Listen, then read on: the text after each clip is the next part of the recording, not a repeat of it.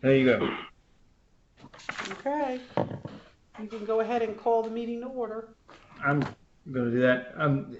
Yes, I'm calling the meeting to order, and we're going to need to read our statement. Miss Susan, please.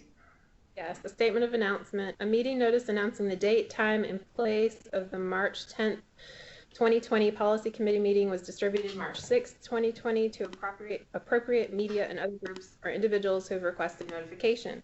The announcement and agenda were posted at the Department of Disabilities and Special Needs Central Administrative Office and on the website.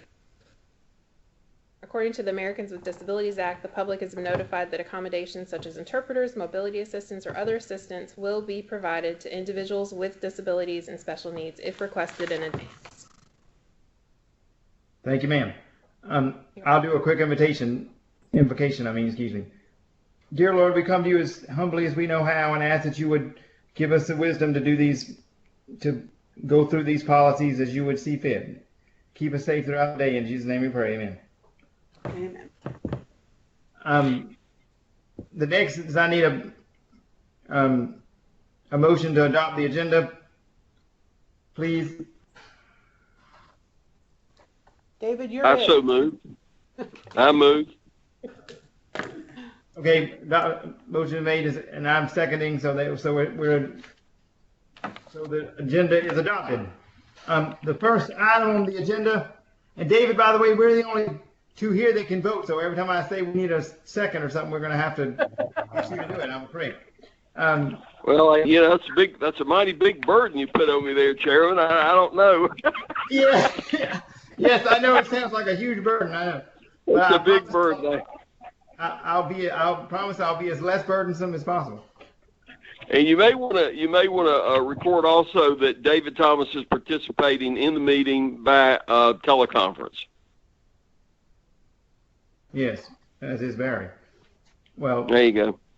Yes, actually, I'm Skyping, so I guess that would be we might want to note that. Anyway, first, the next item on the agenda is the discussion of the Policy Committee procedures and public comments directive. The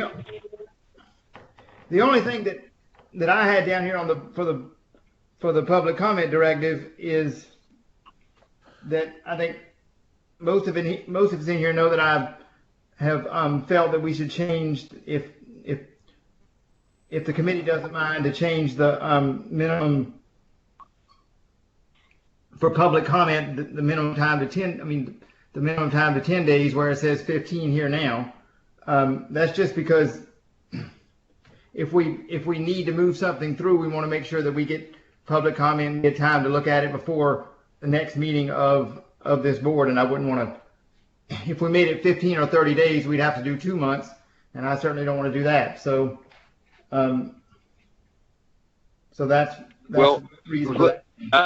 I'm game for how many ever days of public comment Mary says we need to fulfill any kind of legal obligation. So if it's 10 or 15, I'm fine with either one. 15's fine, and that what I would recommend, actually we're looking at the second page where it says 10 working days. I would also recommend that we add a note that says all directives due for review will be posted at the beginning of the fiscal year. So anything that we will be looking at during the course of the year will already be out there, and anybody can comment it on any time they want to. So, good. They have way more than 15 days, but 10 days. They'll have the 10 days after we show what the committee is recommending as changes. Okay?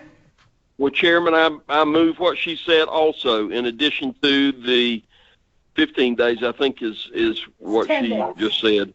I'm sorry, 10 days. 10 days. Okay, 10 days. Okay. So add the addition that Mary was talking about and include me for 10 days. So okay. Is that clear? I got it. I think. Do we have that down, Susan? I have it.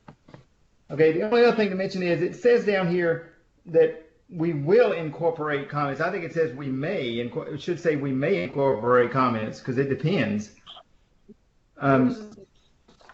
I think it says we will. Or let's see, it says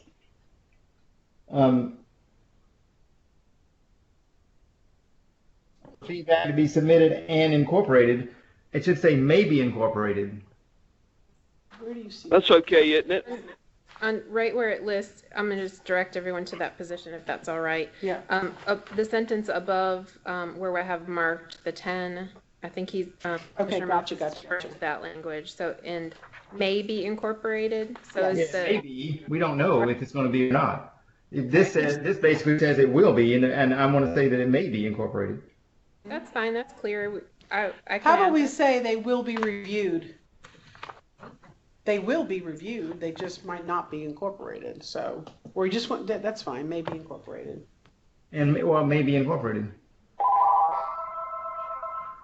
So I'm making a note to add may be between and incorporated. Got There it. you go, very good. That was the only thing I asked, and then, otherwise, I think it looks wonderful, and everybody does wonderful. And everything is wonderful. So,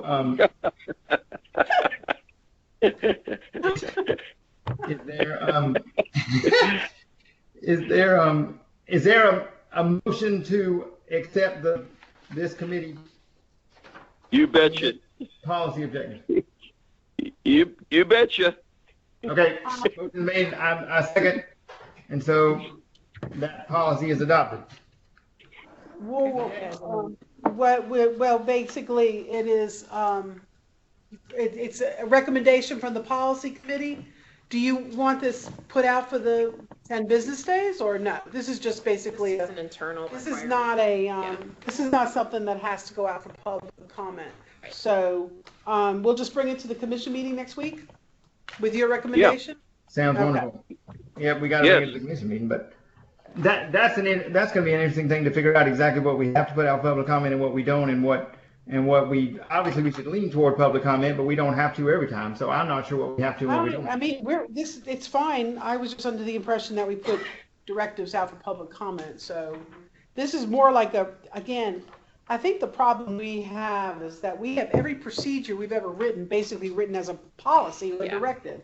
And we need to start pulling those two things apart. So we can make tweaks to a procedure, Yeah. right, that is not changing the policy of the agency as we move forward. So, which is, we're wanting to do because it's all mushed together. But you guys decide what you want to do. We can put it out for public comment right now, and it'll be taken up at the April meeting. Let's just not put it out for public comment and take it up at the March meeting. Because this is an internal document, it's not a public comment thing, I don't think. Okay. I think it's fine for this one. Yeah. Okay. And then Commissioner Melfrist, And the one public person. No.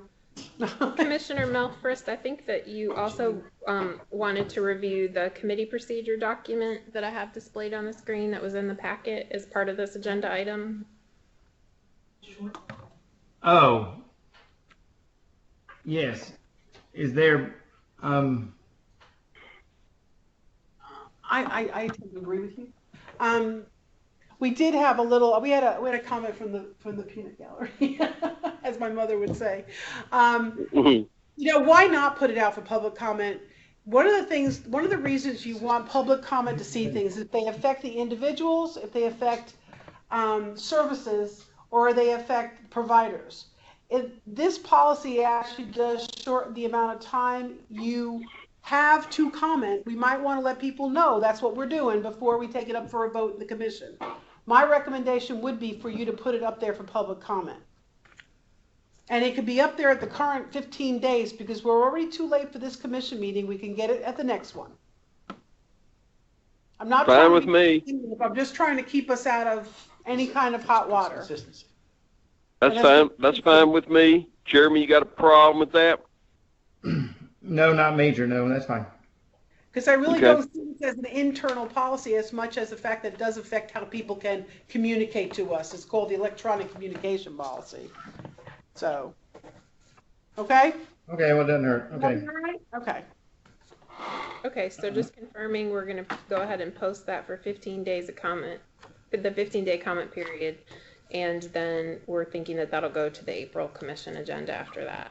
Okay. That's right, it will. It absolutely will, yeah. Okay, so if we get any comments, then we'll bring them back to the April policy committee meeting That's prior right. to that. So that And would then go you can back vote on the it, and you can agenda. do it. Yep. Just as a matter of procedure. Okay, just make sure that that you send that to us as change, the couple of little changes we made, and then to let us see it. I guess you'll put it out tomorrow or the next day. Yes. Yeah. And get it loaded to the website. Those changes, I think I've got them down. So if you'd like to see them first, that's kind of our usual procedure. Commissioner Malfris and Commissioner Thomas, as I'd send it to you, make sure it looked right, and then you affirm Okay. that before. We can just confirm by email, though, I would think. Anyway. Yeah. I would appreciate that. It'd be a lot quicker. Well, I tell you what, let's do for efficiency's sake. Put something on it like if I have not heard back within 24 hours, and then it will be affirmed unless commissioner objects or whatever. That way, I don't end up being a veto because I didn't see the email. So I mean, I'm fine with it, and everything is fine. So let's just do it that way. We're going to Yes, make ma'am. sure we text you before we send an email out to you, so you know one's coming. that's 'cause good. you Well, know that's we good. Get a lot in there. That's good. That's good. That's good because I'll catch the text a lot faster than I will the emails. That's fine. Yeah, we can just say that if you don't hear from us, we know it's fine. Yep. Okay. Since we got so number 5 on the agenda is. Well, we got to go back over. Number 4 is not finished. That was just one part of number 4. We've got to go over the committee procedure. Oh, that's right. We one of the problems we've had in this committee is that we were never quite sure what our procedure was. It changed frequently. So we'd like to get a procedure that we can follow to make sure that we're getting you what you want in the time frame what you want, what you actually want to see when you want to see it. And and to make it as simple as possible, we can always add stuff to this, but I was trying to keep it succinct so we can get through this stuff. So the policy, the procedure was, David, do you have the procedure in front of you? No, but go ahead and read off. I've scanned it all, so Okay. I'll know what you're talking about.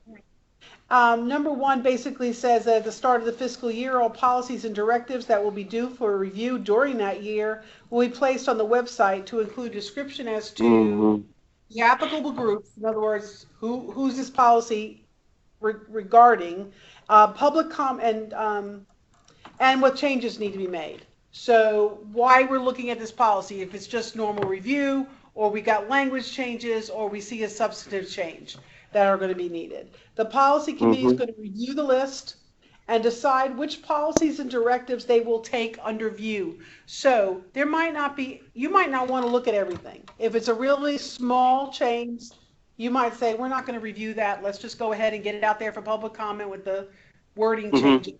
And then we'll, once we get all that stuff back, we'll look at it and send it on to the full commission. And they can also look at policies and directives to see what other committees might take that on. So if this has something to do with finance, like consumer funds, that would probably be better served in the Finance and Audit Committee than in the Policy Committee. So, but it will be the Policies Committee decision as to where it goes, or what they would just like staff to handle. And I would think things that fall into that category would be internal policies like dress codes and leave policies or anything like that we have. Whether or not we should have donuts at every scheduled meeting, things like that, really important stuff.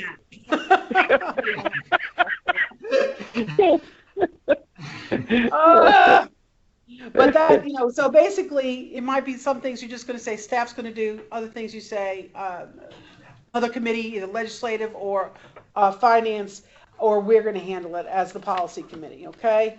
And then once a directive undergoes a staff review and revisions, so basically we kind of mark it up telling you what needs to change. Say if a law changes or language changes, that would go into a policy change. Susan, what other things would we change? Sometimes we have terminology that changes, not just law-based terminology, but sometimes things like that are necessary. Sometimes we just look at some of the procedures we have are out of date and they're embedded within a policy. Sometimes we look at something and we've gotten feedback from providers that things are confusing, so we want to kind of reorganize it. So sometimes we'll do some major rewrites because of that. We're looking at our critical incident policy to do a rewrite on it just to make it easier to understand. Yes. And we'll talk to you about that. But we also could have things that come through, such as a new waiver, where we're going to discuss the instruction manual that we send out, or our standards change, or a service is going to be added or taken out of a waiver. Those are big. Those are big policy changes that affect services to people. So, and that one you would say we definitely want to see that because it's going to affect individuals. You might not want to see the donut policy. So basically, that's kind of. I'm going to write you one now. I'm going to do it right now. So anyway, I just want but basically that is the thing. Once it undergoes staff review, we mark it up, and then we bring it to the policy committee. Or, this is a question for y'all. Can we post it right then and there for the 10 days of public comment and bring it to the committee, or do you want to see it first? Previously, we were not allowed to post anything until the policy committee saw it first, and it kind of slowed things down a smidge. But that would be up to you. Chairman, you're a little more immersed into this.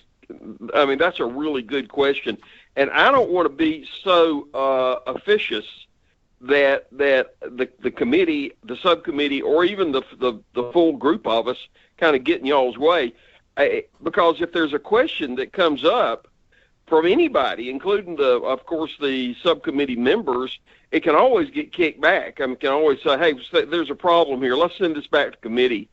And stuff gets returned to committee all the time in the real world anyway. I mean, throughout the legislatures, throughout all over, stuff gets popped back to committee. But in the normal course of events, it wouldn't be, because this should be sort of SOP, right? Well, I think that's standard operating procedure. I think that is a good way to think about it. And the other thing is, it might be good for the committee to hear what public comment is on something, so you can understand the direction, and you're not only hearing the staff's point of view at that point. That's something to take under consideration. And again, if you are unsure about anything, if you want to put it back out there for 10 more days of comment, you can do any of that.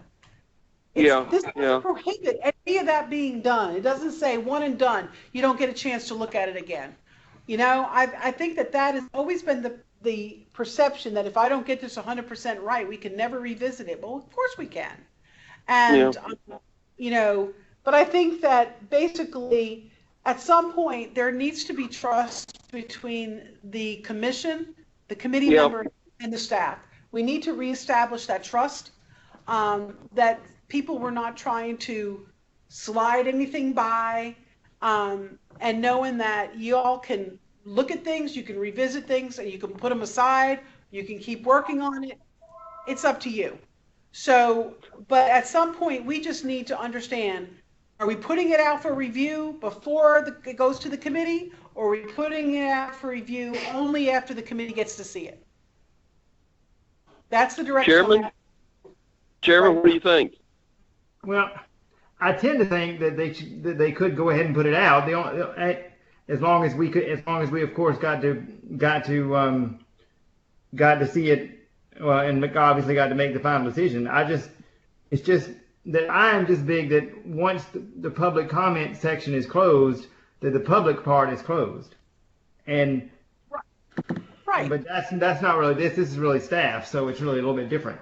But but I guess overall I don't see a problem with that. I think you could probably go ahead and post it without us approving it. I just unless it was something we decided that was so important that we felt like we needed to do that.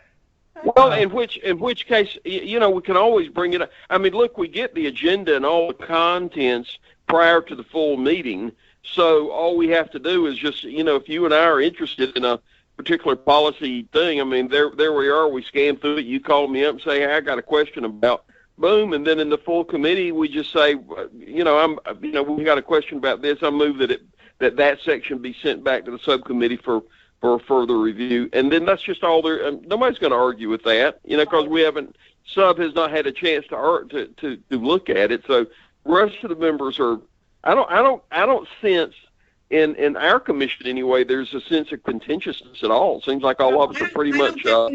That's why I was just trying to tell you in the past, that was kind of what, in other words, you can't do anything without my approval, even sending it out for public comment. And remember, when it goes out for public comment, you're getting a copy of it too. So that's it. That's right. Yeah, I don't see a problem with that. I think it's fine. Right. I'm all for moving something along instead of taking forever, Yes. which is the only problem with putting this first directive out for public comment is which I didn't think had to be. The only reason I didn't like the idea is because it just takes a lot longer to get it done. But I know. Well, we don't want to. Do things so you don't cause a problem later on down the road. Yeah. So I'm fine with sending it straight to committee. That's fine. I mean, sending it out for public comment first. That's Right. right. That's right. Yeah. That's what I meant. That's what I meant. Yeah, that's what I meant. Okay. All right. Essentially, you're back. So put me down as making the motion if you need a motion. No, I don't think we do. What we're going to do is we're going to rewrite it with all your comments. It's just a procedure that we're going to follow. So at our next policy committee meeting, we'll have the procedure completely written out for you. These were my suggestions. And then with some questions in there. For directives that remain with the policy committee for review, once the external review public comment period is over, staff will bring all the comments and staff replies to those comments to the policy committee. The committee members will make their decision as to what changes will be accepted based on the comments as well as staff input. So you're going to hear what we have to say about the comments along with the comments themselves. And this step can be repeated as many times as it makes to make y'all comfortable. If you're saying like, I don't think we're there yet, so let's table it, not bring it to the full commission and go at it again at the next meeting. I'm fine with that. If it's something that is very time sensitive, I will tell you, oh, we need this now, guys. Okay? Okay. Yep. No problem there. All right. And then the last part we're going to also bring any waiver policy, standard, or directive changes that develop during the year to the policy committee to have those vetted for possible inclusion in the policy committee discussion. Anything that affects service delivery, the individuals we support, or the provider network. Right. Like we're not going to bring you, we're changing a form. Right. Because we don't like the way the form looks, or it'll just be stuff that affects service delivery and policy. Okay. Okay. Good. All right. That was it. And then when you guys vote on something, we send it to the full commission. They vote on it in your policy committee update, and we're done. I guess I should put that in here. Yeah, it needs to go to the committee next. Yeah, that's what I mean, to the commission next. It needs to be in there. And then what we'll do is we'll make this nice and neat so that it reads better than what I wrote it real quick. It's just a quick. Okay? Okay. So we don't need to vote on that because we haven't finished it yet. So No. okay. And you just need to accept it as your committee procedure at that point. So we'll bring it back to the We'll bring it back to you next time. on the policy committee. Yes. Okay, made a note. Got it. Okay. Next item on the agenda is discussion of the maintenance management agreement with the community residential homes, and we're moving on. This is something we've been through and through. I think everybody on the committee has read what Pat sent us about the history of this situation and how the point of us changing this policy is to get all of the providers as an equal playing field, so that all of them are treated the same, as opposed to 10% of our beds being treated different than all the others up to now. Also, for the record, we stopped doing this in the early 1990s. this way, and we've been continuing to do it for 30 years, and it should have been changed at least 20 years ago. So, but this is, do I need to go through each one of the changes? Basically, we reverse the situation to where all the maintenance is done by the providers, and that we have a couple of provisions in there that we want them to keep, like the termite bond and the insurance, and of course anything that's paid for by insurance will pay. But other than that, the providers are to pay, just like they do on all the other houses, they have all the maintenance that we have. And can I just say that there's not a staff here that doesn't agree with that? That either you pay for the maintenance or you're paying rent, one way or the other? But can I just say one thing? This is going to be one of those policies that is going to cause folks to really have a lot of comments, and because we haven't been doing it this way for a very long time. And as we've gone through this policy, there's an awful lot of strikes in here, and there's a lot of confusion in this policy. So I would recommend, as your staff, to say that this is not one that should be rushed, just because it's the right thing to do, and I totally agree that it's the right thing to do. But it can't be rushed because it really needs to be rewritten correctly. And we also need to do a little bit of research as to some insurance provisions and to the ICF and CRCF licensing issues before we say anything. So if you don't mind, we're not in this world yet. And even if we were to do this policy, this whole thing would not probably change to July 1 anyway. So let us take 15 to 30 days to do this correctly versus rushing into it in a few days and maybe getting it wrong, which I don't think we have the luxury of doing at this point. So I say this with all respect to everybody's knowledge of what they know about and practices in the past. I know the provider community probably as good as anyone in this room, and I think we need to make sure we do this correctly. So, and not that I disagree with you, but I think with all these markouts and all these changes, I think it'd be easier for us to go back and just rewrite the whole thing, and then have the other policy standing next to it versus having all the strikeouts. I think it'll be easier to read. Well, that's fine with me. I mean, so my recommendation would be that we just table this one till the next meeting till we can bring you a clearer version of this, and our research can be done. Okay, just so long as it's brought to us by next month, because we want to make sure this is finished before the next fiscal year.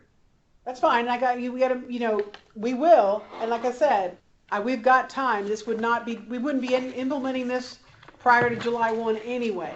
So we might as well walk down the road properly and get it done correctly. If you don't mind, I think that's the way to go. But we'll have it to you next month. So this one would go on the April Policy Committee agenda as well. Yes. And what we can do is we can already put it out there for the 15-day. We can do the 10. I'm having trouble with the 15 and 10 day. The 10-day public comment. We can already, put it out there for review once we strike through the changes, if that's okay with y'all. And that way you can test the waters as to what you're going to hear based on public comment for it. Okay? So are you saying? Okay, that's fine. That's fine with me. I just think that we just need to, I know we're going to have a lot of public comment about this, but the big key thing to remember is we're not going to hear from people that think that it's now fair. We're going to hear from people that think it's not fair. And so we just need to keep that in mind. You might be surprised because there's a lot of providers that do not have this luxury, that are paying for their own buildings and their own maintenance. So you might not get as much of the other. You're going to get both sides of the story on this, I believe, which would give you, it's not for guidance, but it's nice to know. If you don't want to take it as guidance, you can take it as guidance. And sometimes, Barry, they truly come up with something that is wise. I'm not saying they won't. Somebody might come up with some wording that's a good idea. I didn't say they wouldn't. I don't think there's a problem with that. I'm just saying you just need to keep in mind most of them is going to be negative comments because they're having to pay what they used to not have to pay. But fairness is the key in this situation, I think. Yeah. And it hadn't been fair for a long time for a lot of providers. And keep in mind, the legislature asked us to make this change. That's another thing. I wish we could put it some sort of a They made a suggestion. They made a suggestion. That's right, a strong suggestion. That's right. That we change this because of the difficulties. And when they make suggestions, if we can change, if we think that is a logical thing to do, we need to do it anytime we can, since they are the ones that decide how much money we get every year. Okay, so I guess we'll table that then until the next meeting of our policy committee, which of course will be I think everybody in here knows, the second Tuesday of next month. Right, which would be the 14th. The 14th? Which we're planning to be the 14th. God help us. God willing, and if Carnivus if our virus allows and all that. Well, you're on a computer. You'll be all right. And may I ask just a clarifying question, Mary? You were saying put a marked up copy out for the it's up to them. days. You want to I survey? think we should put the marked up copy out for public comment, yes. And I think it should be very, and just see what is said about it, because that would give people plenty of time to comment, and then we can at least discuss that at the same time, so we can hopefully move next month. Have you seen the marked up copy? Yes. Okay. And It you're looks okay good to with what? me. I think we did a good job with it myself overall. There's obviously a word here or there that could be changed, like a word here or there. But I think, but overall, the intent of it is exactly what I think Mr. Thomas and I both think is right. Is that right, Mr. Thomas? That's right. Okay. Yeah, I just saw a word or two here and there that I would replace. Sure. But we'll make that in the next meeting. Okay.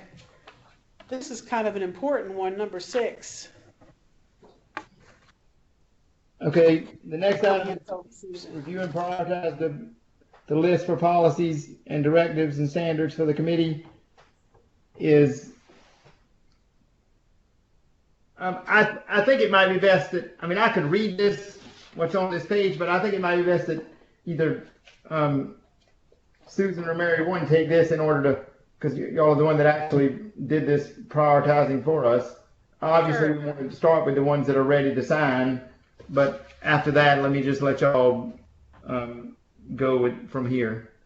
Sure. So we organized the comprehensive list of directives, policies, and standards. Policies is a term we use referring to the commission policies. Otherwise, the directives is something that really is a policy. Sometimes it has some procedure mixed into it, but we call them directives in this agency. And then we have standards which pertain to a specific service, such as residential habilitation standards, or for instance, our mechanism for licensing, there would be licensing standards. So when we talk about those different types of documents, they're all represented in this tracking chart, which is organized in 5 different groupings. The first 3 are kind of documents that are in limbo, because they're either were ready for signing, but the policy committee at that time never put them on their agenda to review them. And again, when the policy committee was active prior, the sort of unwritten procedure we used is that any documents had to go through the committee to get to signature. Prior to that, we used a different process. So those kind of got stuck.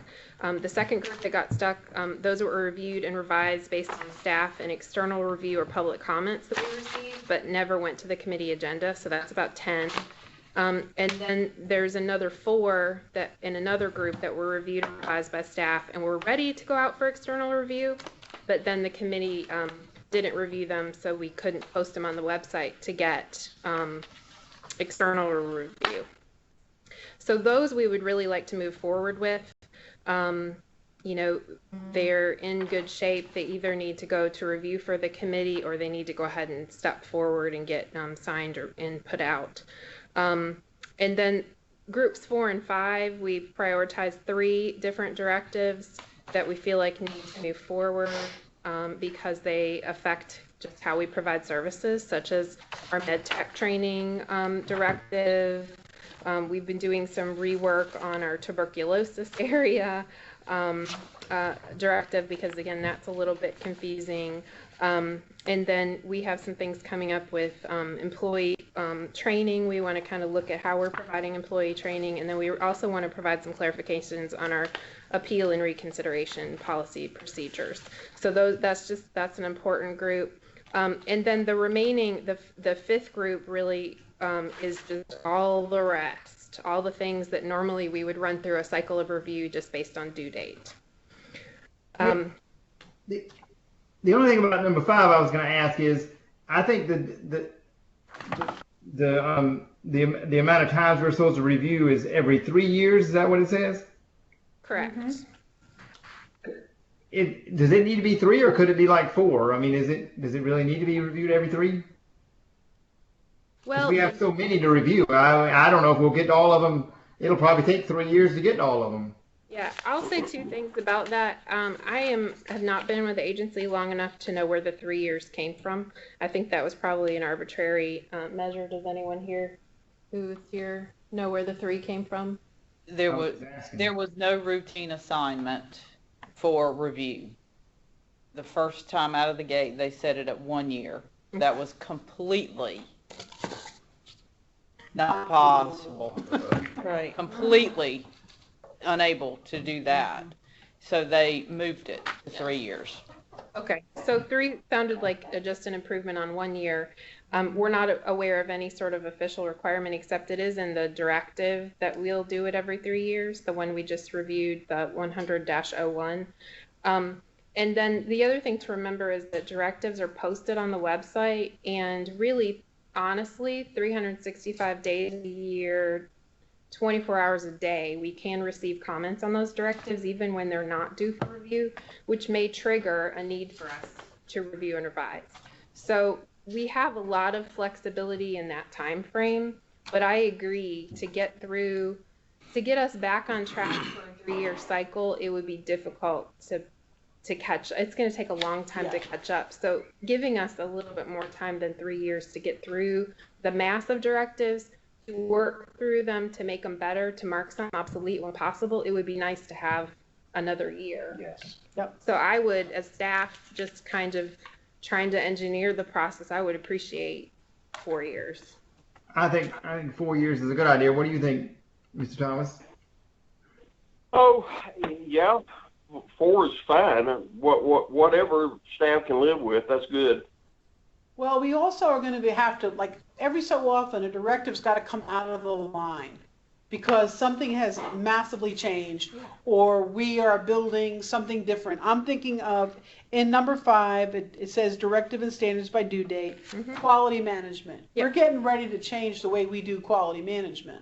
So we're going to have to look at that directive and see where our new system of how we do recoupments, how, what we're working out with HHS now, and how the indicators are looked at, how we look at those indicators, like when do we go in if we see a problem, those things need to be in that directive. So we know that's going to have to come out of line and we're going to have to start working on it.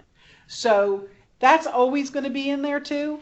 So I guess having just a regular normal flow of business and saying every 4 years we're going to try to go through all of them and look for things that need to be deleted.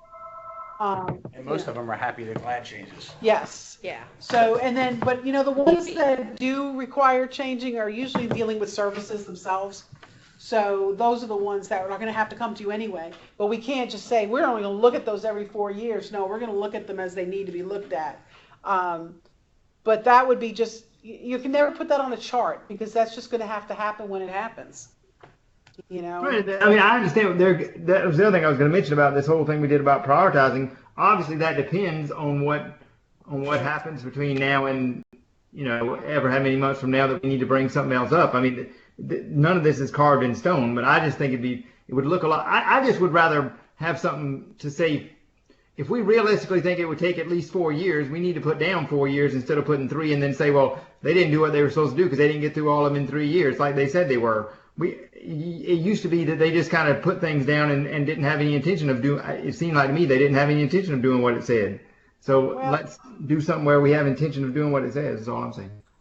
I think that the issue is sometimes you have a good intention to do something, and then we got bogged down with the way the policy committee had no procedural goal to get through everything, and also stuff gets in the way. There's other higher priorities. You know, when we've got changes in the waiver, or we've got changes in like conflict-free case management, and then we've also got when we changed to fee-for-service case management, that kind of was the elephant in the room that took over everything. And so you can't sit. You only have so many bodies to do so much work. So sometimes that's what happens. So if there's an extra year, I think that's great. And that as long as we can still pull out of line everything we need to pull out of line when it needs to get done. That's good. Okay, well let's change that to 4 years then and go from there. Okay, so it sounds like you are asking for a motion to edit the portion of 100-01DD, which was handled earlier in the agenda, to move from 3-year review to 4-year review. Is that correct? That's correct. That's what my motion is. Good, I'll second it if you want to do it that way. Right. Thank you. Do we have that in the policy somewhere? I have it right here. Okay. The one we just reviewed. Okay, the first policy, so we're going to change that too. Okay, I just fixed it. I just fixed it. All right, You thank fixed you. it in every in all the stuff we've done today. Yeah. That was painless. Okay, Yeah, thank you. That was great timing. All right, thank you. Thank you. Okay, next item on the agenda is number 7, which is the we're doing pretty good, I think. Yep, you are. On the CSID waiver situation, and this is definitely something that we want Mary or Susan to take because it's a little bit too specific for me to try to tell you. I do know what we're saying, but not well enough for our I wish our taped audience. Let me say that I'm very aware that we're taped and all that sort of thing. So let let her do it. Okay. Well, we wish that our head and spinal cord person was here, but she's out ill, not with the bad virus. So she's just sick. But we're going to go ahead. I'm going to let Chief brief Susan on this whole thing. Sure. So yes, Melissa Ritter is the division director for the Head and Spinal Cord Injury Association, and you will meet her next week at the commission meeting. She's on the agenda draft that we've seen because it is Brain Injury Awareness Month, and that falls within her division. It just so happens that across the 3 waiver programs, environmental modifications is also a program that we placed in the Head and Spinal Cord Injury division under her management. However, it does cross all waiver programs. So Lori Manos is here as well, and she's pointing to her. I don't know why, but she is also over the community supports and IDRD waiver area. And then Janet Priest is also here, who is connected with waiver programs as well. And so what we want to talk about today is 2 changes regarding environmental modification processes. They're really just ways to clarify the role in the processes. First of all is an acknowledgement of financial responsibility. And when there's a low bid for a modification that exceeds the waiver cap and the participant still chooses to move forward, this just is a way to document that they've chosen to pay the difference and that they would be responsible to pay the difference beyond that cap dollar amount. We feel like clarifying that is necessary so that families understand that the waiver will only go so far in their dollar amount, and then the family would be responsible for the remaining. And so that's a voluntary choice. They can either choose to move forward at that point, or they can decide not to. So that's what that change would be. Okay. Can I just say one thing about that? Can you, whatever policy that would be in, can you say how long they have to pay it so they don't think they have forever? How is that? So it's normally done in the agreement with the contractor, and payment is due upon completion of the project, right? So, The issue is, each of our waivers have some level of limit related to environmental mods, whether it be a cap on the whole waiver or a cap on the service. And so if a family wants a modification that's over that cap, the reason we instituted the form for them to sign is to make sure that they understand that they have to pay a portion and that the contractor understands that our authorization is only for the portion that can be covered by the waiver and that the family's responsible for the other. It would be just like any other arrangement between a contractor and a family. Okay, so long as, okay, well then the contractor would tell them how long they had to pay. Okay. Correct. Okay, I just want to make sure when you're talking about somebody paying a bill, you want to give them a time frame to do it. That's the only thing I was getting at. Okay, good. Go ahead. Sorry. Okay, so that's the first one. And then the next one involves a project agreement. Again, we're trying to clearly delineate the responsibilities of the homeowner and the participant regarding this environmental modification that's taking place. So it's just a way to kind of clarify those roles and make sure they understand what the project is about. Again, more of a procedure than it really is a policy change. We've already got that in policy, and we're just trying to make the right forms go with the policy so that it's clear to families. Okay. And then the repair assessment is something, in situations where a person uses durable medical equipment, such as a hospital bed or a ceiling lift, it's really difficult when a repair is needed for them to bring that kind of equipment in. And the waiver in the past has not had the ability to afford a fee to go to someone's house for this provider to assess what needs to be repaired in that equipment. So this will allow a fee to go to someone's home to assess the piece of waiver funded equipment that typically can't be transported to the provider. So it's a good thing. That's what that's about. Okay. Any questions on that? I don't have any. None. You did? None. Okay. Do we need them? I guess we can do all these in one motion. I believe so. That's fine with me. We'll Okay. just put them all together, I so move. Okay. Second. Okay, thank you. We appreciate that. The only other thing I would say before we're about to adjourn, so the only thing I'd say before we adjourn is that I'm thankful we got this done in under an hour, and or got it Don't done. get used to that. We did actually put two things off, but anyway, two things for the next meeting. But anyway, the only other thing to say is that I would ask that the maintenance contract directive be the first item on the next agenda. Okay, I'll start working on the agenda right away while it's fresh too. Thank you. Do we need a motion to adjourn, Mr. Thomas? Would you mind? I so moved, Chairman. You did a great job.